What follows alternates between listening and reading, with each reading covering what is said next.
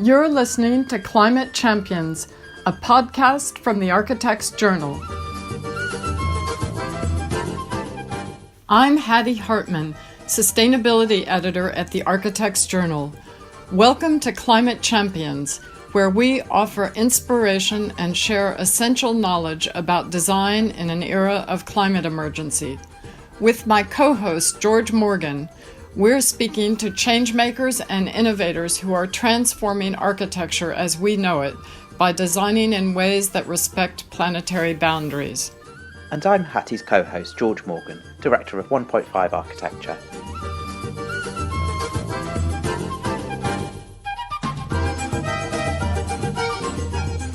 I hope within 1 to 3 years we'll be able to have a up and going system for reviewing projects regularly, producing these energy models, hopefully working with other practices.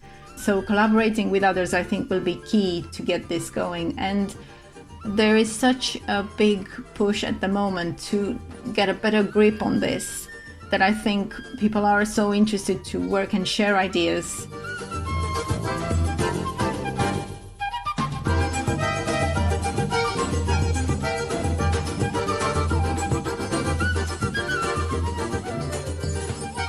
Our fourth climate champion is Diana Dina, Head of Sustainability and Regenerative Design at Haworth Tompkins. I'm recording this after a momentous couple of weeks in the UK green building movement because Foster Partners and ZHA Architects, the first and third largest practices in the AJ100, have withdrawn from Architects Declare, the climate emergency manifesto co-founded by Haworth Tompkins director Steve Tompkins and Michael Pollan. Our second guest, Lauren Shevills, co-founder of ACAN, the Architects Climate Action Network, reacts to the Foster ZHA news. The fact that Architects Declare has been under fire from these high-profile practices makes our interview with Diana, which we recorded just before these latest developments, extremely timely. Many are querying exactly what AD has achieved. Are they just talking heads? On the back of Architects Declare, Haworth Tompkins decided to up its own game within the 85-strong practice by creating the position Diana now holds. She started in September 2019. We're catching up with her a year and a bit into her new role. Diana's insights into how to be a changemaker in a large practice are relevant across the board. Almost a decade ago, after Diana completed her master's in environmental design at the Bartlett, I was fortunate to have her as an intern on my AJ Footprint blog. It's wonderful to welcome you back to the AJ a few years later as a climate champion. Thank you so much, Hattie. One of the reasons I'm really keen to have you on the podcast is that sustainable design is a journey, and practices are at very different stages. We can all learn a lot from hearing about the way you're tackling this at Haworth Tompkins with both a top-down and a bottom-up approach. I also really applaud the fact that the practice has been transparent about saying that they don't have it all sorted and need to up their game, so they've hired you. Yeah, so this was an interesting approach that they took. They've started a discussion about where they want to be as a design-led practice. They basically acknowledge the fact that they are interested in design and sustainability at the same time. And then it was a kind of practice-wide decision to have a dedicated sustainability role within the practice. And this came both from the sustainability team that was already in place and also kind of top-down approach from directors having a succession plan in place and the formation of an employee ownership trust, which actually meant that basically everybody in the practice became a lot more involved with decision making and setting the trend for where the practice wants to be. So I believe that one of the first things you did was set up a procedure for the practice to measure its own carbon footprint. And I see that there's a 20-page report on the website of the 2019 emissions available for download. You also installed sensors in the office to measure indoor environmental quality. Clearly, you're own office emissions are infinitesimal compared to the impact of your projects. Why did you decide to tackle the office first, and what were the main takeaways from this exercise? So we had, back in November last year, we had this away day, a full day out of the office with everybody, just to kind of have some workshops, speakers on some key sustainability and regenerative design topics. And one of the results of that was the fact that we wanted to be a bit more aware of our own impact within the practice and with our designs. And we decided to do the carbon footprint exercise just because we realized that it kind of forces us a bit to become more aware of how we run the practice. But at the same time, it pointed to the fact that the impact in our designs is so much greater. So at the same time, we realized that we need to start in-house. We need to start sorting our own operations and the way we work in the office, and then move on from that to having an impact through our designs. So they're kind of linked. And we had a discussion at some point with Michael Paulin, and he came back with a brilliant feedback on this. And he said, yes, this is so important just to set up the practice and the culture and how we want to take ownership of what we do and start with our own office and then project that towards our clients and our consultants. So it kind of starts with cleaning up the house a bit and then moving onwards to seeing how that reflects in our designs. So in terms of your project workflows, you've said that there's a specific sustainability team. So do the sustainability people come and say, that form factor is a bit high, or that's a lot of unshaded glazing? And are there tensions between sustainability issues and other aspects of design? The team itself has a more kind of guidance role. So I've started to put together a design toolkit to guide this decision making for each project. And we're trying to implement that at the moment. So we want to have this kind of regular design reviews going through our toolkit and through the key parameters that we want to be reporting on, and have regular reviews at each design stage. And then the most, let's say, interesting or potentially, innovative projects can be discussed in the sustainability team meetings, and major decisions within the practice are discussed in the sustainability team, but that won't go to kind of form factor for a particular individual project. And yes, there will be a lot of tension between trying to incorporate sustainability decisions within design decisions that are so focused on design aesthetics, because it's true, we're trying to bring the two together in the most amiable way possible, let's say.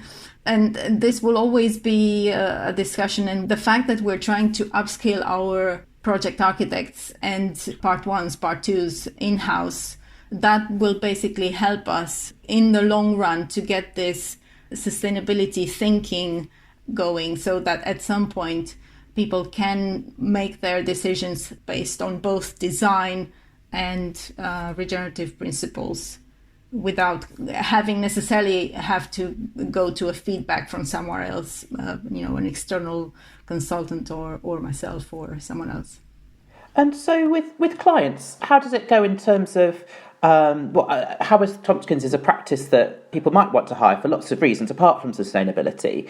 Any client organisation will say it wants to be sustainable, but it might mean they have to do something differently or accept higher upfront costs. So are there challenges around this?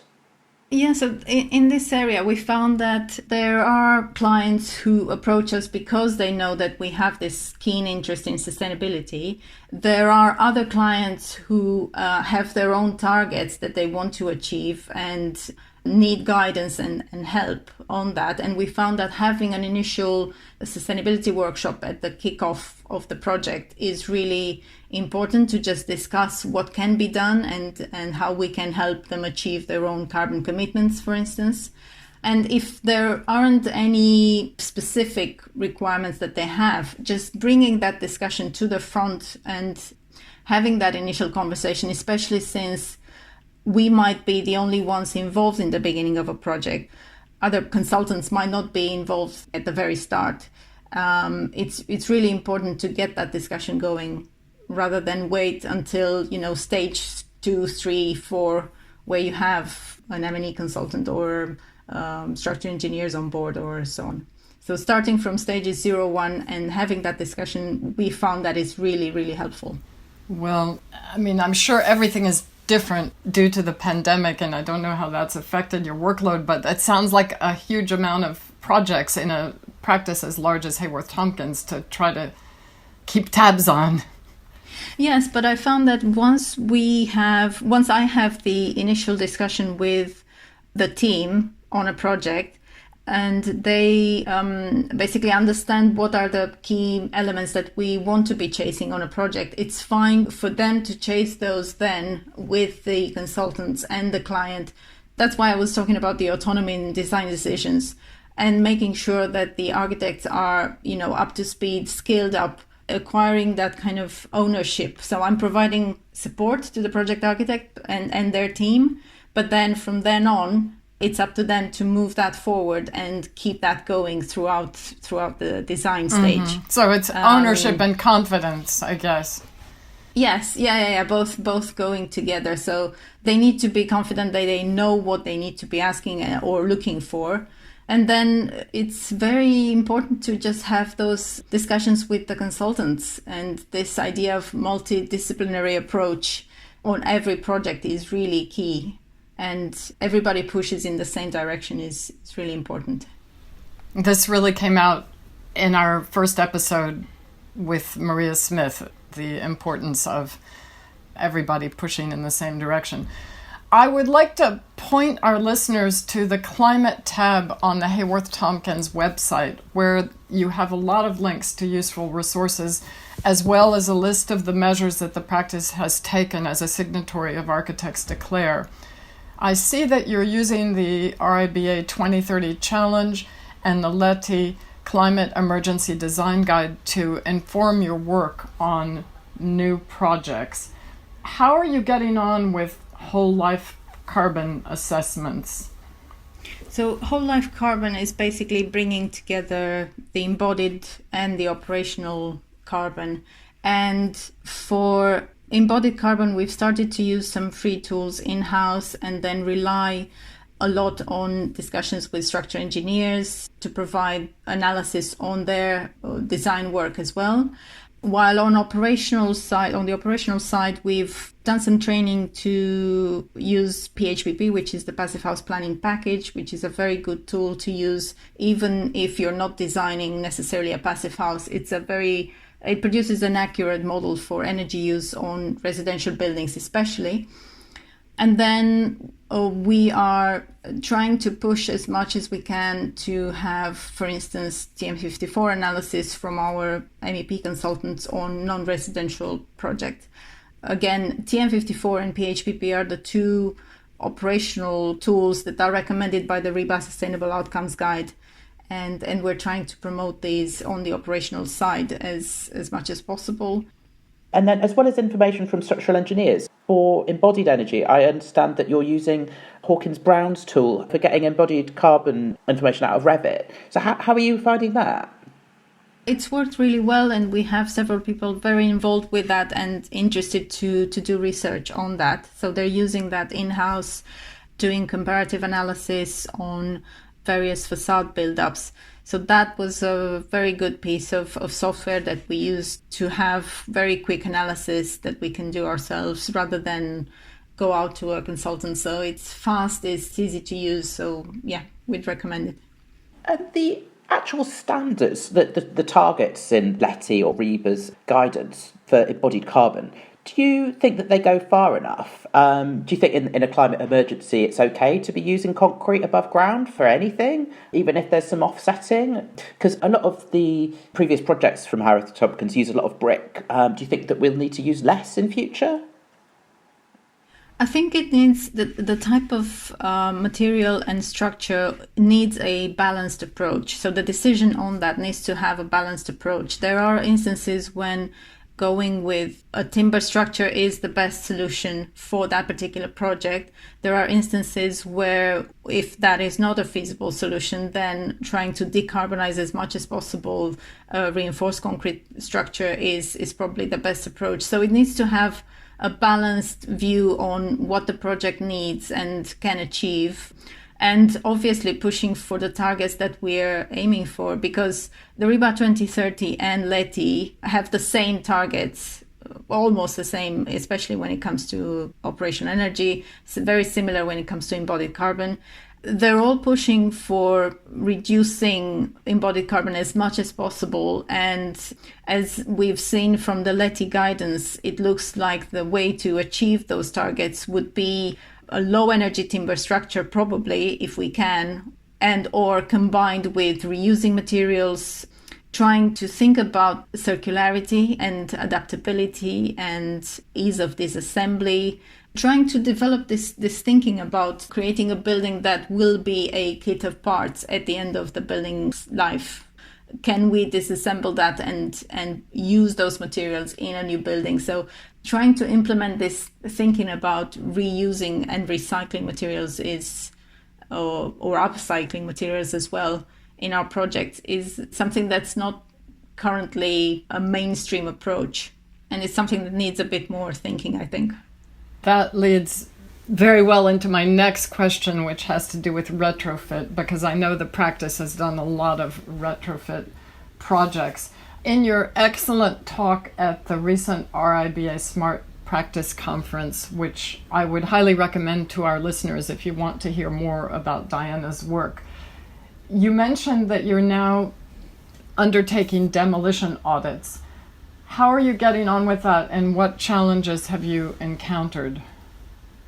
We found some brilliant collaborators that have a very thorough approach and also very practical approach in doing these pre-demolition audits.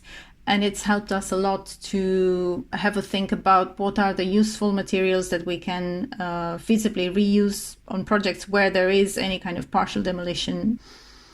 The challenges are related to kind of stages of design work and project stages. If the demolition phase, for instance, happens way in advance of the actual project happening, there is a need to have some sort of dedicated space for storage.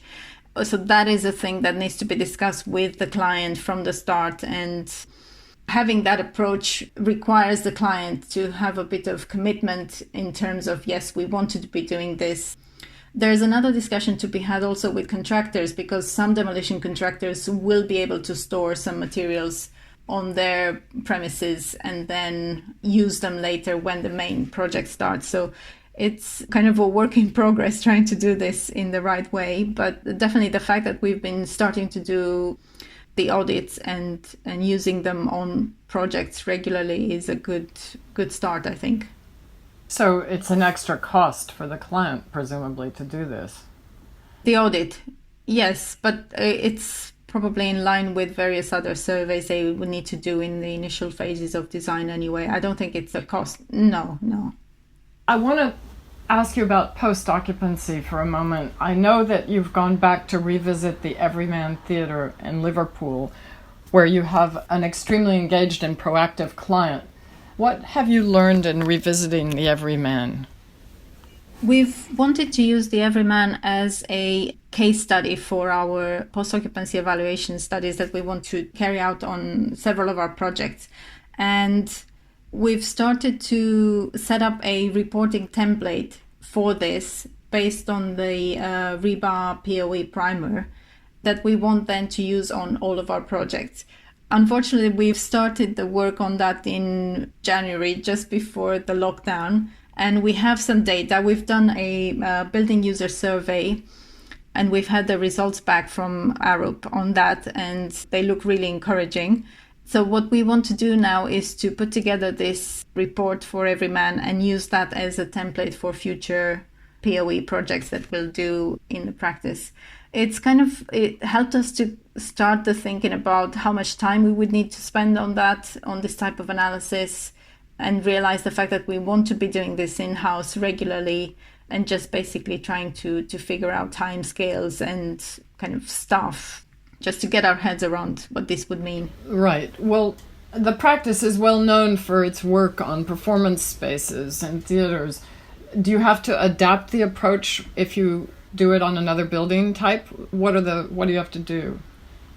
Yeah, so that's the challenge. The fact that we're working on mainly in three key, very different sectors: performance spaces, medium, large residential, and education spaces. We'll need to adapt our approach because the way we will do, for instance, building user feedback would be different in a performance space compared to a residential building or a university. So that's a key difference in terms of doing analysis on energy data or environmental performance.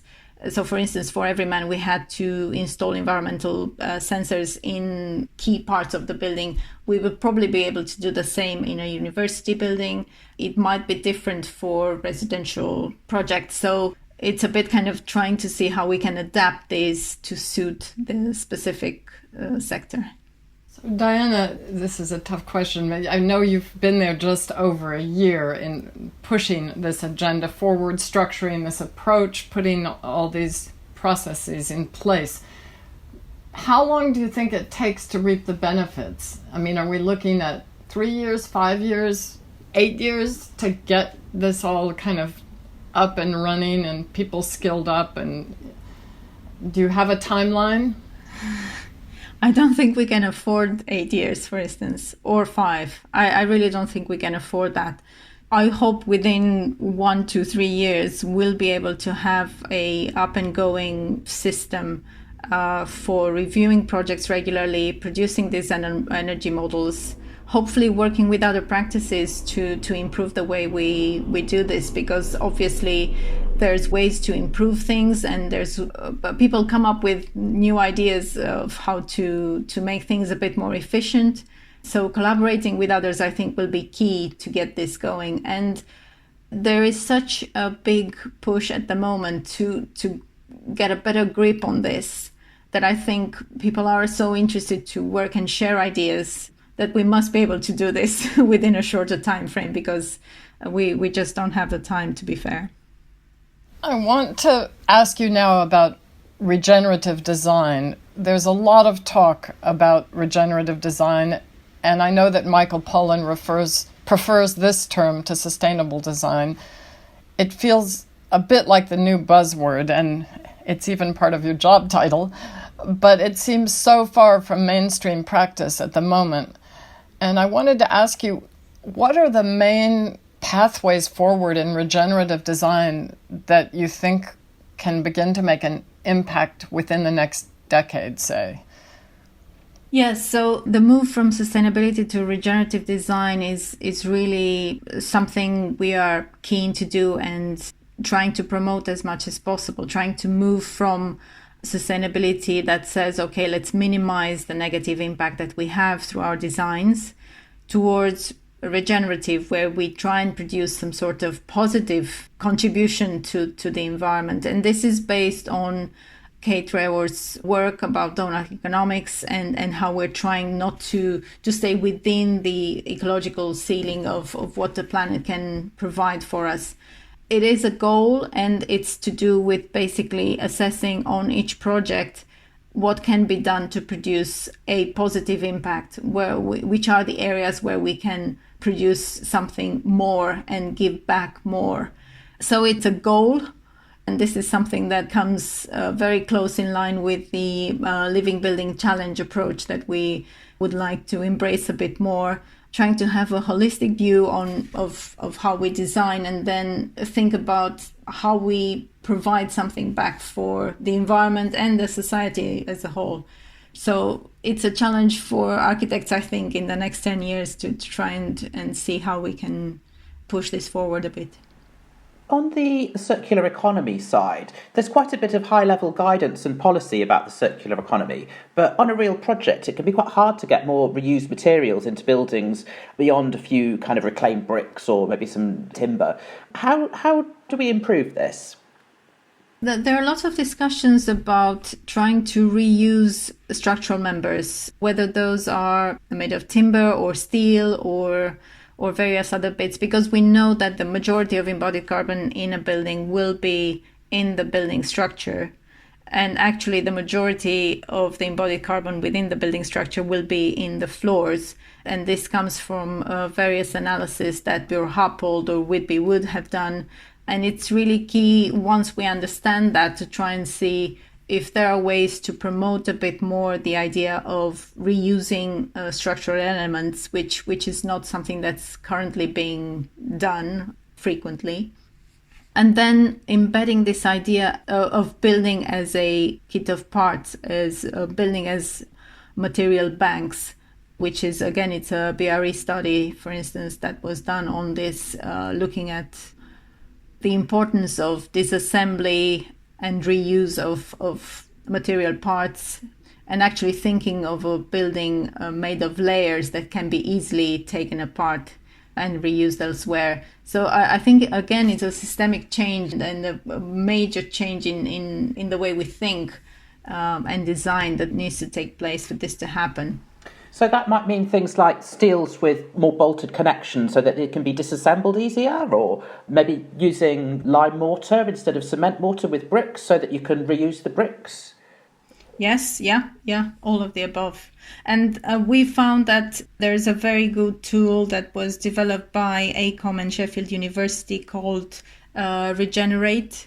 And that is a very useful design tool that we can use on projects, looking at circularity options for site, building fabric structure, facade services, and interior fit out.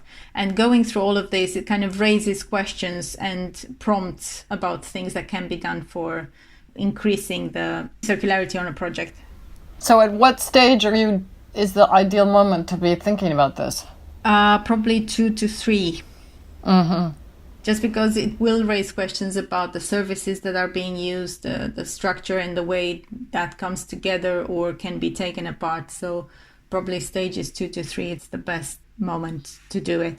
So you've spent the last 7 or 8 years working in smaller practices. What have been the main challenges of leading the sustainability agenda in a large practice compared to a smaller practice?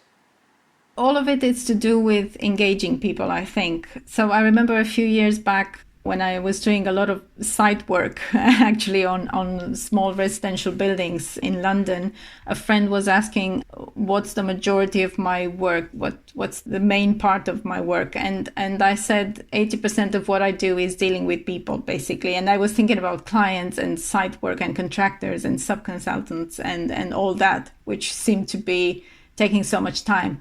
And I realized that now I could say it's 99% of the work that I do, probably.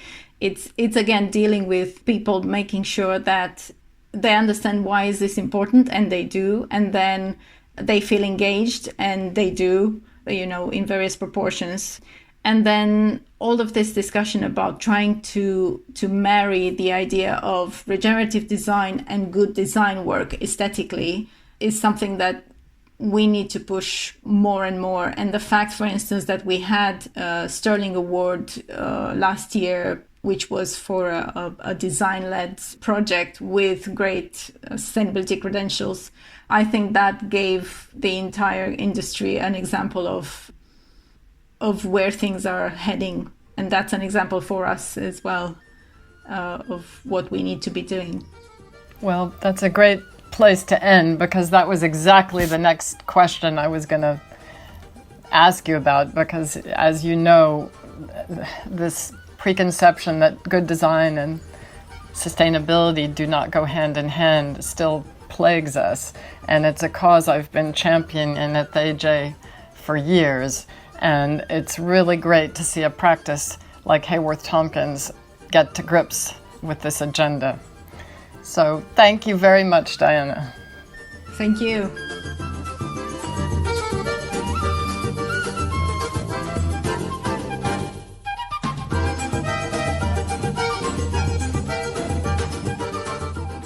Our second guest today is Lauren Shevills of ACAN, the Architects Climate Action Network. Lauren, we're delighted to have you on the podcast today. As a co-founder of ACAN, the Architects Climate Action Network, and a member of the steering group of Architects Declare, Can you describe the differences between the two organizations and also how they are working together? Both Architects Climate Action Network and Architects Declare started around a similar time and in a similar context of the climate strikes last year. Where they're specifically different is Architects Declare is a coalition of practices and businesses, whereas Architects Climate Action Network is an organisation of individuals, where we often leave our work affiliations at the door when engaging with ACAN activities. So this gives us the freedom to be honest and vocal and call it how we see it. And I think also ACAN is open to anyone, and you don't need to be an ARB registered person or practice. We also have many students and academics. And where Architects Declare has its strength is that it's formed around businesses which are obviously well respected and have grandeur in the field. So we have these two very different strengths which work complementary and synergetically together. So where ACAN and AD collaborate could be on joint campaigns where we feel like both of our strengths from different perspectives can really enhance or support one another. 18 months since its founding, what have been AD's most important achievements? I would say the transformation that signatories have had within their own practices. Our signatories have started to make the change towards those 11 declaration points. We ran a survey this year in 2020 that showed what a significant turning point the declaration was for a lot of our signatories. And I think at the point of signing, many of our signatories were meeting none or hardly any of the declaration points. Another really important achievement is the international outreach that Architects Declare has had, and now leading that at an international level with other Construction Declare's partners globally. Also, as well, to touch on Hattie's first question, collaboration has been key as well. We at AD are collaborating with groups such as LETI and Architects Climate Action Network. We also ran an event recently with Business Declares. So I think it's all about trying to come outside of our architecture silos, so to speak. So what is AID doing to help practices along this journey? Because it is a path and it takes time and it's not an overnight fix. How do you share experiences and encourage others along the way? AD is all about trying to actively encourage and facilitate a collaboration across disciplines as much as it is about focusing within architecture. We've held online events since the pandemic, and we also were meeting in public for this embodied carbon meeting that we had at Field and Clegg Bradley at the start of the year. I think what was really important about the embodied carbon event was that we invited a carefully selected panel of experts, which included engineers as well as architects and other consultants. So to kind of help practices along the way, all of this information from these events is made freely available online. We are trying to support practices to respond to government consultations as well as policy. So most recently I was involved in creating the Architects Declare guidance on the Planning for the Future white paper. I had understood you were preparing guidance for practices. Can you bring us up to date on that? Yeah, absolutely. I think this is particularly exciting because it's going to be a published document that we'll be able to share with all of our signatories. So we're calling it the practice guide, but it's kind of an architect's working guide to highlight the best practice. I think also what's important about this guide is it clearly identifies easy wins for like a variety of size studios. So that includes small, medium and large. That's really part and parcel of bringing studios and businesses along with us in this kind of mammoth feat to tackle the climate emergency. I think at a really high level, the guide is looking to cover a variety of topics such as practice operations and practice design work, also looking at the relationships that you have with the clients and also how to conduct post-occupancy evaluations. So yeah, lots of really great things happening. You know, we've had so much guidance as I've been covering this topic for, more than 10 years. The RIBA did a green overlay to the plan of work quite a few years ago. And, now we've got the LEDI guide, which is a wealth of information. How does what AD is preparing specifically differ, and how is it going to help architects? That is a really valid question. And I think what we have to remember is that back in 2019, these 11 declaration points were published, and it was amazing to see the rush of practices to sign up and declare that there was a climate emergency. And I think through conducting the survey last year, we realised that a lot of our signatories wanted the support and the knowledge to actually make some really practical changes within their studios. Yeah. So I think we're not saying that there haven't been great guides before, because obviously, as you say, there is a wealth of information out there.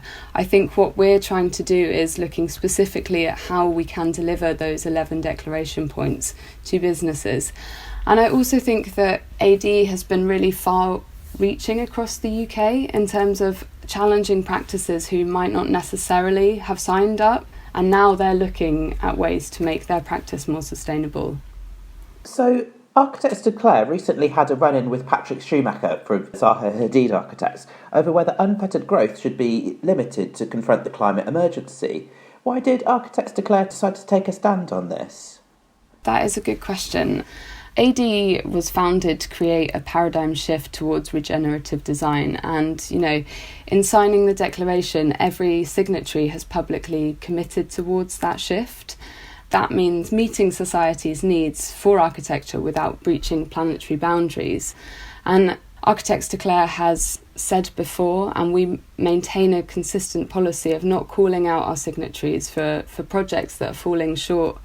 Our reason being is that I don't think any one practice is currently fulfilling every part of the declaration, and we're all acting in good faith that this is working towards a common goal. So this kind of process of declaring, it has to be self-motivated and self-regulating.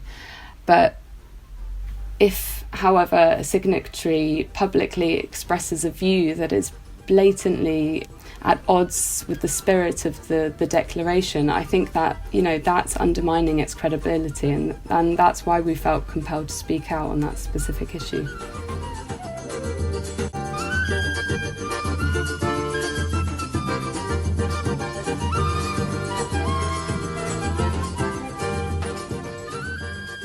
Lauren, the interview we recorded on Monday has been upended by the bombshell news this week that both Foster Partners and ZHA Hadid Architects have withdrawn from Architects Declare, each citing slightly different reasons. So we've come back to you to ask another question.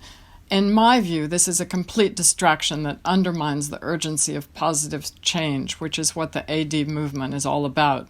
It also turns the debate into a confrontation between the good guys and the bad guys, which is counterproductive and a waste of time. Foster and Partners cited differences over aviation and airport design as the main reason for their withdrawal from AD. My understanding is that it's actually ACAN, not Architects Declare, that has pressured Foster and Partners about airports. ZHA Hadid Architects has said that the AD steering group has undermined the trust of the AD coalition.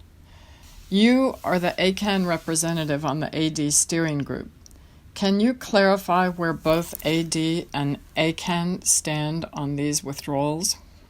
Architects Declare has never publicly called out Foster's on aviation, and Architects Declare will continue to hold off calling out signatories on individual projects because it's impossible for us to police. And I think it's really important to state on the record that we have never called out Foster's on airports, despite sustained pressure to do so.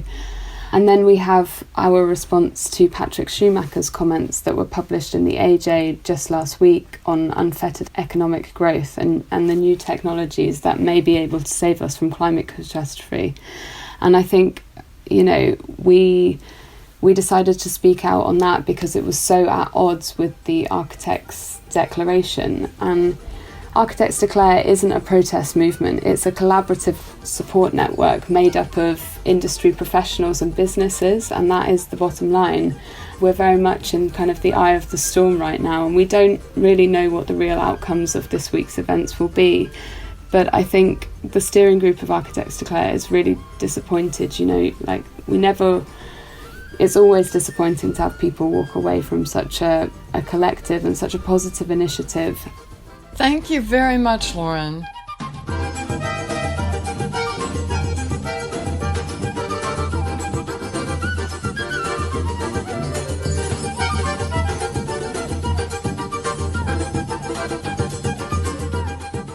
In our next episode, Sarah Wigglesworth talks us through the just complete refurbishment of her groundbreaking Stock Orchard Street home in Islington, which is now 20 years old. She describes her deep dive into thermal imagery, U-value sensors, and air tightness tapes, and how it sparked her renewed commitment to what she calls eco-fundamentalism.